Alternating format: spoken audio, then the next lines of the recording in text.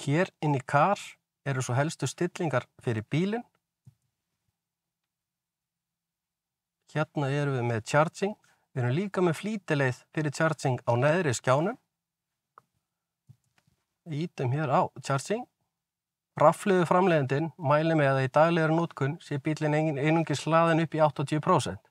Það fer að sjálfsögðu eftir notkun hvers og eins, en venjulegur akstur sjaldnast 300 km á dag og þar af leiðandi tryggir það líka betri endingu á rafhlöðunni að vera með bílinn stilltan eingöngu upp í 80%.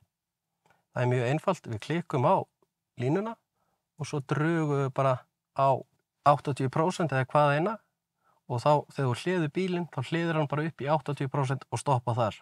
Svo ef þú veist að þú þarft á meiri drægni og meiri kílómetrum að halda, þá bara fyrir þá hleðslu, förum við aftur í charging, ítum á línuna, drögum upp í 100 og bílinn hliður upp í 100%.